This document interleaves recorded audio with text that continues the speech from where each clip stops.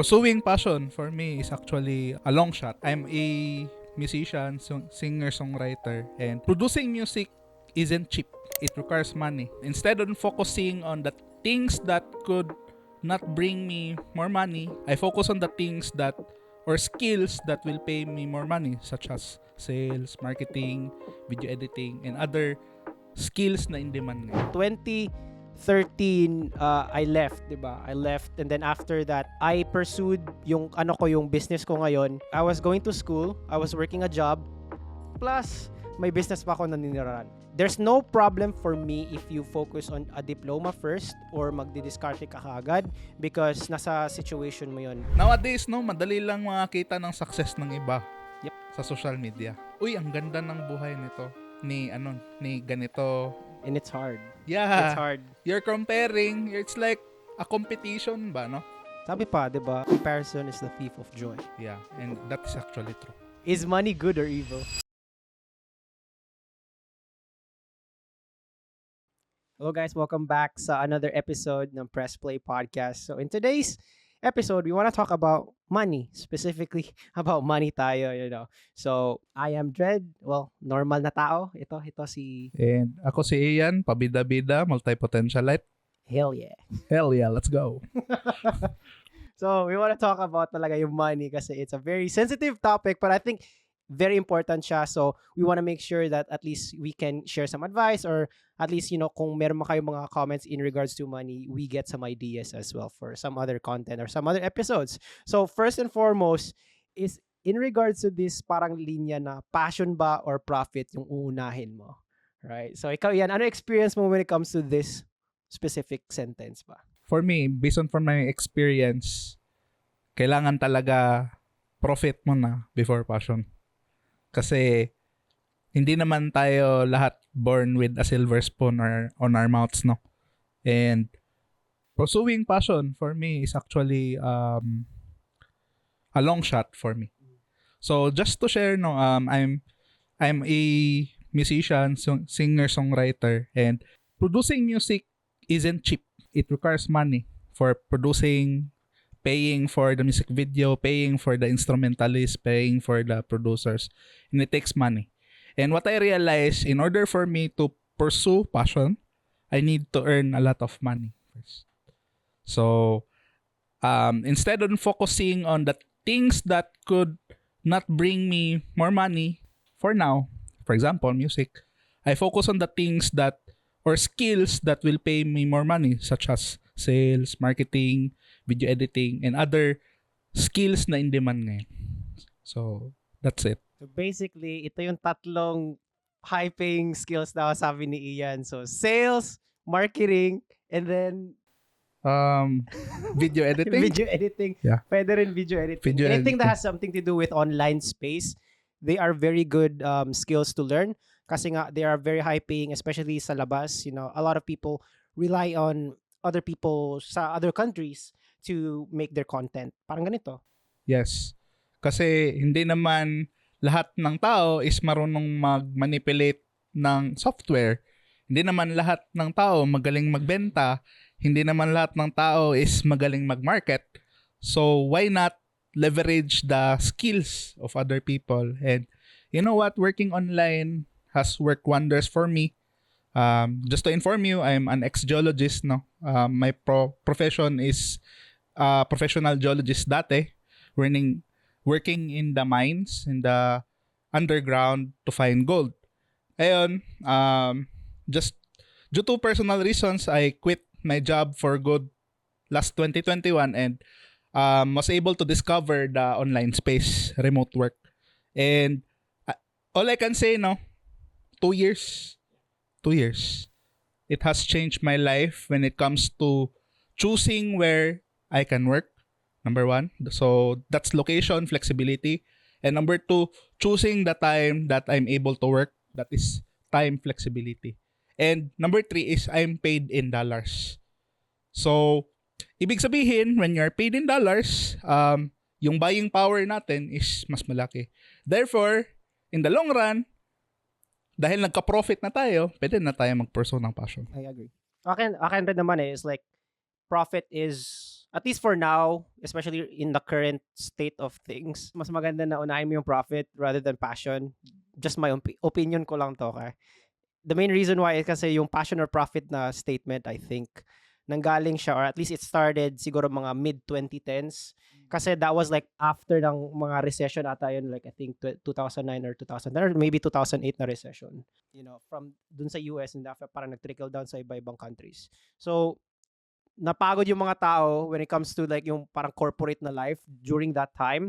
So they looked for other avenues, kumbaga. So that's why doon parang sumikat yung mga traveling vlogs, yung mga blog posts, yung mga websites. That's where it started. So yung mga passion projects became full-fledged na parang online income avenues talaga ng mga tao. So that's when I personally started. Siguro nga before pa talaga, nagsimula ako mga 2012. I looked for things to do online para makapag-earn ng pera. Even though during that time wala akong na-earn, pero yung pinaka first time ko talaga na naka-earn ng online money, that was very interesting kasi I think I was 2013. Parang nauso yung parang mga passion projects, you know, people doing vlogs dun sa US, everywhere talaga, like around the world. They were doing all these things because they wanted to live the life that they wanted to live. And then gusto nilang gawin yung mga passion nila rather na maging corpo slave daw sila. So, naging uso yung passion. Pero ngayon, since a lot of people started going into that trend, right? So, kumbaga, naging saturated na rin yung market in a way. So, sobrang raming tao na gustong mag-pursue ng passion nila that they forget that there's another avenue, which is yung profit nga, which is to go get a job. Kasi, ang nangyayari is like, many people, let's just, palagay na, ano na lang natin, totohanan na, like, you know, I'll be frank. So many people want to become influencers now or content creators that nagiging saturated na yung market in a way na wala nang tao nagfi-fill in sa mga trade jobs or mga what do you call this, yung mga white collar jobs, mga ganun. Basically the corporate jobs. So anong nangyayari is tumataas na yung salary sa corporate rather than being content creators. Now, this is very specific though sa countries kung saan kayo. Right? There in the US, that's the situation. Pero dito sa Philippines, hindi pa. It's different. It's parang nagiging trend pa na maging content creators rather than, you know, following the 9 to 5 route. Pero practically speaking, it's possible. Depende na lang talaga sa situation nyo and what your plans are in the future. So that's my 2 cents. Yun lang naman pagdating sa passion or profit, you know. My experience at least. Alright, so another controversial na topic na palagi nating naririnig online. I like this. Pati sa mga street interviews, yan. Bardagulan content na. Yung on the spot. Diploma o diskarte, bro. Kung papipiliin ka sa dalawa, ano yung pipiliin mo? Diploma or diskarte? I mean, you know my answer to this, pero both sa akin, both talaga. Why? Personally, yung experience ko when it comes to this one, kasi 2013, I left, diba? I left, and then after that, I pursued yung business ko ngayon while I was in college. While I was studying business. Yun yung pinursu ko. So I was going to school, I was working a job, plus may business pa ako na niniraran. So I don't think you can just separate them both unless na lang talaga yun yung goal mo. There's no problem for me if you focus on a diploma first or magdidiskarte ka kaagad because nasa situation mo yun. Who knows, malay mo, di mo pala ma-afford yung diploma, right? So you went with yung diskarte na route. Okay lang rin yun. As long as you're still following your goals, you know, the goal is still the same pero the plans to get to the goals can change. Yeah. It doesn't matter. So, yun lang yung sa akin, diploma or diskarte, I actually prefer doing both. For me, just my experience and my opinion is this diploma kasi teaches us to be patient when it comes to getting the diploma, no? The act of getting the diploma, your degree, is actually the bonus na. What actually is the best thing that happened in the process of getting that diploma is your blood, sweat, and tears for getting that. So, diploma is important. It's because diploma will land you your first job. first career. But diskarte will take you to places you've never been before. And diskarte will make the goal, the process, the grind easier than before. No. That's a good point. So, for me, kung papipiliin ako, diskarte o diploma, both talaga din. Both are in right. Mas maganda yon talaga. May diskarte ka pa, may diploma ka pa. Para in case if anything else na trinay mo outside of what yung pinag-aralan mo. Kasi sabi nila dati bro, 'di ba, sa atin na, nak, mag-aral ka na mabuti para pagtapos mo, meron ka magandang trabaho. Pero what if na-realize mo, di pala culturally fit for you yung trabaho? Hindi. Kung may diskarte ka, meron kang options and it will open up the doors for you to other opportunities. Makes sense. Mhm. Maganda rin yung point mo na when it comes to the diploma. Ito yung I think these are the differences between the two rin kasi. So at least sa diploma kasi merong structure. You have a specific goal, yung diploma. So you just go to school, do your best, galingan mo yung performance mo doon, get the highest grades and then graduate, may diploma ka. Singular track siya talaga, and then after meron kang goal na di siya nag-change, and then meron yung path para to get to the diploma is very straight. Yeah. 'Di ba? Pero pagdating rin kasi sa diskarte, even though maganda siya, it's very parang malawak. It's very expansive. Yeah. So meaning, saan ka didiskarte? 'Di ba? Ang rami mong place na pwede ka dumiskarte. Ang issue lang minsan is wala kang guidance paano ka dumiskarte sa buhay. Pwede mong kunin yung ibang parts, or let's just say mga tips galing sa parents mo, galing sa friends mo, teachers, mga experts na kilala mo, or mga mentors. Pwede mong gawin yun. The main issue lang talaga is paano mo i-compress lahat or parang i-aggregate lahat ng data or lahat ng information na natutunan mo into something na pwede mong i-execute. Yeah. 'Di ba? So, yun lang yung difference talaga, I think I would say. Hindi mo kagad nakikita yung goal mo when you're in yung dito ka na route na diskarte. Pero tama yung sabi mo rin niya na yung goal is the process itself. But Yeah. unfortunately, for most people, di nila nakikita yung process. Yes. Because all they see is the struggle. Yun. And then pag yung struggle ang nakikita mo, madali kang mag-give up. Give up, yeah. Diba? So, I think maganda yung maganda yung discussion natin when it comes to like diploma and diskarte, just because like there's going to be people na mag-agree sa diploma, meron rin mag-agree sa diskarte. Depende sa situation nyo. When it comes to achieving your goals, are you a delayed gratification na person or are you a YOLO type of person? Right. Siyempre, alam naman natin yung YOLO, bro, kasi millennials tayo, di ba? Right. Yeah, we know the term. You know the term? Fur. Fur? NGL? Bro, ik bro. If you know, you know. Yeah, Ganyan. dude. Alam namin yun. But yeah, sige. Me, I am a patient man. So, delayed gratification rin talaga ako. There are times na gusto ko ng instant gratification, but when I realize na I just can't get it really fast enough, wala akong choice. So, basic na force ako na, you know what, mag-delayed gratification ka na lang din. Wala kang magagawa dyan. So, I prefer na delayed yung gratification just because I enjoy the process. Kumbaga, kung sa fitness pa rin, ganun rin yun. No pain, no gain pa sabi nila. But that's just how it is. Kasi you cannot get everything by the second, even though na yung buhay natin right now is very instant.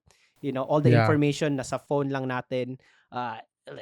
Like from the previous episode, dating apps, we have a lot of options. Instant dates. Instant Noodles. Instant coffee, bro. So, Instant. So, wala kang magagawa doon. Pero what will separate you is being able to understand and practice delayed gratification. So for me, long story short, delayed gratification ako. Pero meron lang times rin na I go YOLO because there's... Yeah. Because, life is short. Totoo. And sa totoo lang, hindi talaga natin alam kung kailan tayo babalik sa itaas. So for me, it's kind of somewhere in the middle, no? Paminsan YOLO, then paminsan delayed gratification.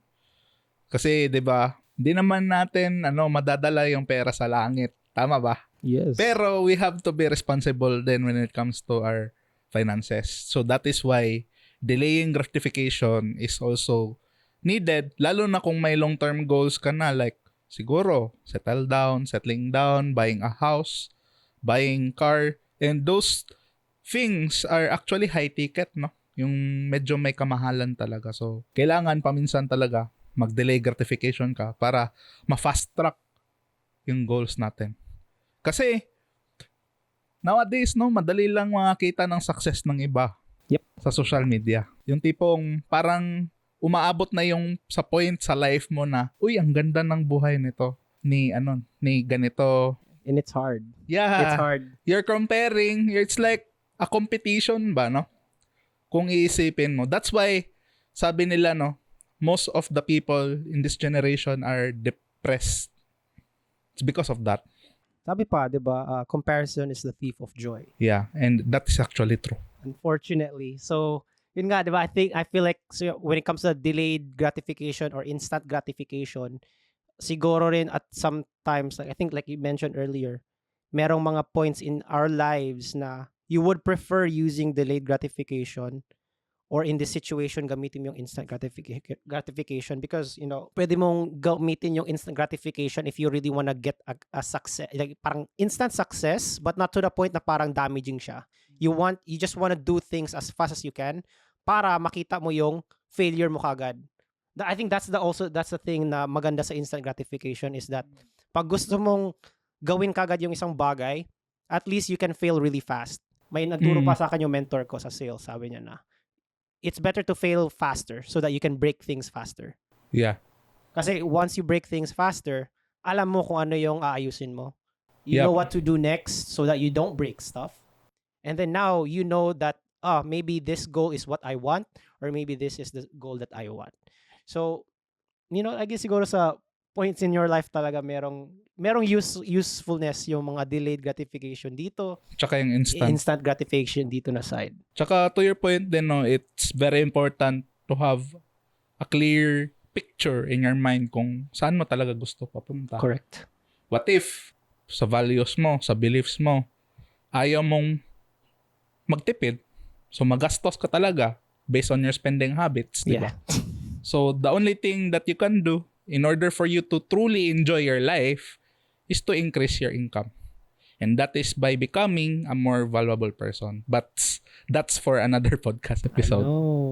So, sabi nga nila, and I quote, no, hindi ko lang alam kung sino yung nagsabi, nakita ko lang din sa social media feeds, no, na quick success builds ego, but slow success builds character.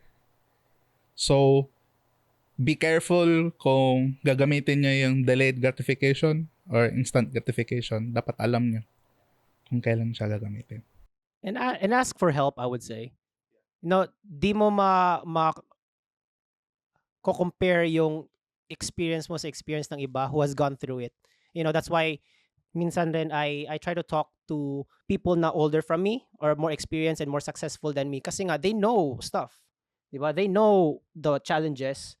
They know how to get through it without any struggles in your part anymore. So if possible, kung meron kang makilala na let's just say mayaman or marunong sa specific na skill na gusto mong matutunan, ask them for help. Because at least that way, meron ka pa rin instant gratification in a way kasi nabababa yung learning curve mo. Yes. Then, meron ka rin practice ng delayed gratification because you're not gonna get that right away naman eh. Yep. So, success-wise, money-wise, I think delayed gratification is, at least for me, the king. Kasi nga, fast success, Builds ego. Builds ego nga, di ba? And slow success builds character. So, yun. So, to your point, get a mentor, get a coach na mag-guide sa'yo. Siyempre, when you are looking for that coach or mentor, make sure mo na credible ba yan. Number 2 is, meron ba talaga siyang results? Kasi you don't want to get advice or be coached by someone na walang resulta. It doesn't really make sense. So, if you really wanted to shortcut your way to success, is not to learn from your own failures, but learn from the failures of other people. Yun lang. Tapon-tapon tayo dito ng mga quotes. Stand on the shoulders of giants, bro. Yun. So, yun lang yun. So, I don't know, ikaw, meron ka bang when it comes to like the money aspects of things, meron pa bang Siguro just determine your values when it comes to money. Know what you really think about money. Iba-iba yung tingin natin sa money. Some people actually consider money as good. Some people actually perceives money as evil. Oh, how about this? Hot take, bro. What do you think? Like, is money good or evil? Money is actually neutral. Kasi bagay lang siya.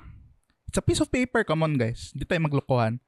Pero it will actually bring happiness to the things and people that you love. Yung money is neutral dahil nakadepende yan sa tao na may hawak ng pera. For example, if you are a good person, if you are a generous person, yung time na wala ka pang pera, what do you think will happen if nabigyan ka ng blessing na maraming pera? You will become more generous. So, ibig sabihin, money is just an amplifier of who you are. Correct. And example, if you are a bad person, like you use money for bad things, then ano din yung result ng money? Yeah. So that is why money is neutral. Tool lang talaga Tool yung pera. lang din yung pera. Tool lang. The easiest analogy na lang talaga, it's a knife. Yeah. A knife can be used for good or for evil. Yeah. Di ba? You can use it for good to cook Good meals. good meals, and then after you can use the knife for evil to kill people. So, or injure people. correct. Hurt So, people, ganun lang yun. diba? So, nasa sa tao pa rin yung Yes, at the end of the day, depende na yan sa tao kung paano niya gagamitin yung money. It's because money, we cannot deny the fact, he who controls the money controls the throne, diba? Parang ganun. Kala ko sabihin mo, whoever controls the money controls the honey. So, I was like, okay.